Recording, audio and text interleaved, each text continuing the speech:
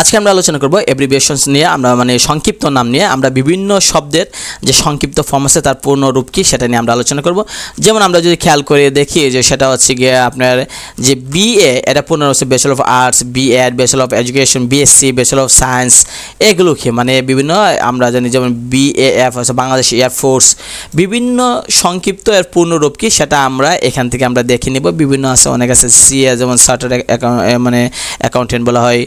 তারপর অনেক আছে, আপনি এখানে যদি খেয়াল করে দেখেন যে অনেক পাবেন যে জিপিও, জেনারেল পোস্ট অফিস, এগুলো আসে বিভিন্ন পরীক্ষা আসে। IBA, institute of business administration, IPS, instant power supply, অর্থাৎ আইপিএসের পূর্ণ নাম কি, ইনস্ট্যান্ট পাওয়ার সাপ্লাই। তো আপনি যদি খেয়াল করে দেখেন যে এলপিজি, মানে লিকুইফাইড পেট্রোলিয়াম গ্যাস, এগুলো দিয়ে আছে। এমএ যেটা মাস্টার্স বলা হয়, master of arts, M.Ed. master of education, MBA master of business administration, MBBS doctor, যে এই এমবিবিএসের পূর্ণ নাম হচ্ছে bachelor of medicine and bachelor of surgery. তো আমরা যদি MD managing director, MP member of parliament, এগুলো দেওয়া আছে। আমরা যদি এগুলো পড়ি তাহলে বিভিন্ন পরীক্ষার সংক্ষিপ্ত নাম আসে, যেমন ওসি অফিসার ইনচার্জ বলা হয়, OSD officer on special duty.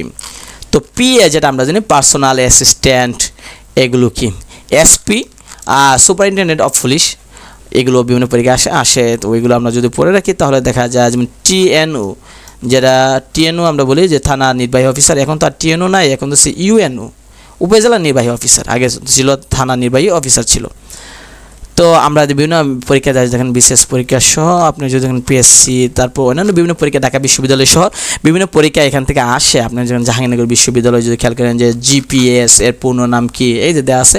Global positioning system, CID এর পূর্ণ নাম কি, আমরা জানি ক্রিমিনাল ইনভেস্টিগেশন ডিপার্টমেন্ট দেওয়া আছে, এগুলো দেওয়া আছে। আপনি যদি খেয়াল করেন নিচে দিকে রাজশাহী বিশ্ববিদ্যালয় আছে।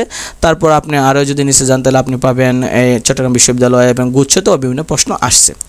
তো এই হলো যে অধ্যায় আলোচনা। আমরা পরবর্তীতে আমরা অন্য একটা অধ্যায় নিয়ে আলোচনা করব। আজ এই পর্যন্তই।